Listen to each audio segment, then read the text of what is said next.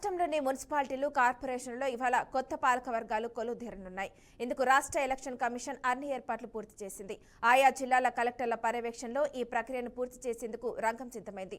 116 మున్సిపాలిటీలు 7 కార్పొరేషన్ల ఎన్నిక ఫలితాలు 13న ఫలితాలు ప్రకటించాయి. ఇక ఈ మేరకు సోమవారం 11 గంటలకు నూతనంగా ఎన్నికైన కౌన్సిలర్లు, కార్పొరేటర్లతో సంబంధించిన కమిషనర్లు ప్రమాణం చేయిస్తారు.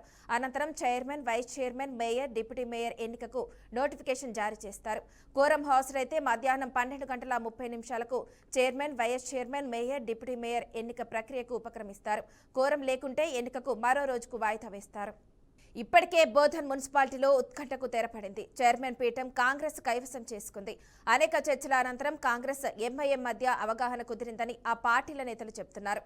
మున్సిపల్ చైర్మన్ గా తూము శరత్ రెడ్డి పేరు దాదాపుగా ఖరారైనట్లు సమాచారం.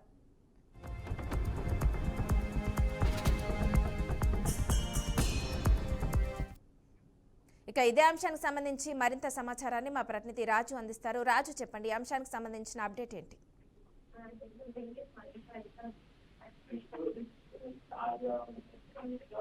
హలో,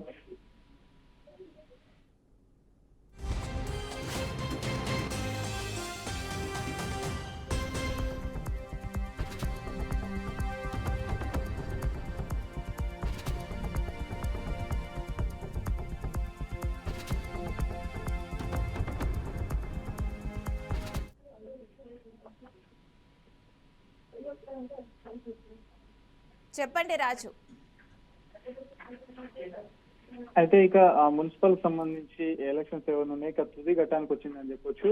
సో ఈ రోజు అయితే చైర్పర్సన్లు, అట్లాగే మేయర్లు, డిప్యూటీ మేయర్లు ఎన్నికైతే జరగనుంది. మొత్తం రాష్ట్ర వ్యాప్తంగా గడువు ముగిసిన 116 అట్లాగే 7 కార్పొరేషన్ సంబంధించి ఎన్నికలు అయితే జరిగాయి.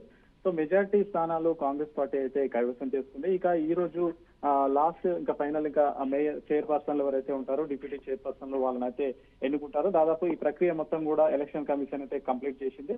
మధ్యాహ్నం ఈ ప్రక్రియ మొత్తం కూడా స్టార్ట్ అయ్యే అవకాశం అయితే కనిపిస్తుంది. ఇక ఎవరి పార్టీ, ఎవరి వ్యూహాల్లో వాళ్ళైతే ఉన్నట్లుగా తెలుస్తుంది. ముఖ్యంగా కాంగ్రెస్ పార్టీ ఏదైతే ఉందో ఎక్కువ స్థానాల్లో స్థానాలను కైవసం చేసుకోవాలని అయితే వ్యూహాలు అయితే రచిస్తుంది. ఇక దానికి సంబంధించి కూడా మొత్తం ఎమ్మెల్యేలకైతే బాధ్యతలు అప్పగించారు తెలంగాణ ముఖ్యమంత్రి రేవంత్ రెడ్డి. ఇక హంగ్ ఏర్పడిన చాలా ప్లేస్ లో దాదాపు 35 స్థానాల్లో హంగ్ అయితే ఏర్పడింది. అక్కడ దాదాపు 25 స్థానాలకు పైగా కాంగ్రెస్ పార్టీ కైవసం చేసుకోవాలని అయితే ఆలోచిస్తుంది. దానికి సంబంధించి ఆ వ్యూహ రచన కూడా కంప్లీట్ గా చేస్తుంది. ఇటు బీఆర్ఎస్ కావచ్చు, అటు బీజేపీ కావచ్చు, ఎవరి ఆలోచనలో వాళ్ళైతే ఉన్నారు. మొత్తం క్యాంపు రాజకీయాలు అయితే నడుస్తున్నాయని చెప్పొచ్చు. మొత్తానికి మధ్యాహ్నం 12 గంటలకు అయితే ఈ ప్రాసెస్ అయితే స్టార్ట్ అవుతుంది. ఇక బోధన్ మున్సిపాలిటీకి సంబంధించి ఒక ప్రతిష్టమని అయితే కంప్లీట్ అయ్యమని చెప్పొచ్చు. కాంగ్రెస్, ఎంఐ మధ్య ఒప్పందం అయితే కుదిరి చైర్మన్ పీఠం కాంగ్రెస్ కైవసం చేసుకునే దిశగా ఉంది. మున్సిపల్ చైర్మన్ గా తూము శరత్ రెడ్డి గారి పేరు దాదాపు ఖరారైపోయినట్టుగా తెలుస్తుంది. ఇక్కడ కరీంనగర్ కార్పొరేషన్ సంబంధించి ఒక ట్విస్ట్ అయితే వచ్చింది. ఇక్కడ బీఆర్ఎస్ పార్టీ ఏదైతే ఉందో మరి మేయర్ ఎలక్షన్ సంబంధించి ఓటింగ్ లో పాల్గొనకూడదు అని చెప్పేసి వాళ్ళైతే ఒక నిర్ణయం తీసుకున్నట్లుగా తెలుస్తుంది. సో ఇప్పటికే బీజేపీకి అక్కడ మొత్తం కరీంనగర్ లో 66 కార్పొరేట్ స్థానాలు అయితే ఉన్నాయి. బీజేపీ 30 కైవసం అయితే చేస్తుంది. అక్కడ మ్యాజిక్ ఫిగర్ అయితే 34 కావాల్సి ఉంది. సో 3 ఇండిపెండెంట్ లో, అట్లాగే ఒక ఎక్స్ కేంద్ర మంత్రి బండి సంజయ్ తో కలిపి మొత్తం 34 అయితే ఉంటాయి. సో ఇక బీఆర్ఎస్ అక్కడ ఓటింగ్ పాల్గొనకపోవడంతో ఇక బీజేపీకి అయితే అక్కడ మేయర్, అట్లాగే డిప్యూటీ మేయర్ కంప్లీట్ గా వాళ్ళైతే కైవసం చేసుకునే ఆలోచనలు అయితే కనిపిస్తున్నాయి. ఇక కాంగ్రెస్ పార్టీకి దాదాపుగా 4 కార్పొరేషన్ లో పూర్తి స్థాయి మెజారిటీ అయితే వచ్చింది. ఇక మెజారిటీ రాని ప్లేస్ లో కూడా ఎట్లా మేయర్ స్థానాలు కైవసం చేసుకోవాలని కాంగ్రెస్ పార్టీ అయితే వ్యూహరచన చేస్తుంది. సో ఇక మొత్తానికైతే కాంగ్రెస్ కు సంబంధించి ఈ తుది ఘట్ట మున్సిపల్ ఎలక్షన్స్ ఏవైతే ఉన్నాయో 12 గంటలకు ఈ రోజు అయితే మొత్తం కూడా కంప్లీట్ అయిపోతాయి. సో ఇక్కడ హంగ్ ఏర్పడిన స్థానాలు ఏవైతే ఉంటాయో అక్కడ ఇండిపెండెంట్లు ఎవరైతే ఉంటారో వాళ్ళైతే కీలకంగా మారబోతున్నారని చెప్పొచ్చు. వాళ్ళందరినీ క్యాంపులకు తరలించి ఎవరి వ్యూహాల్లో వాళ్ళైతే ఉన్నారు.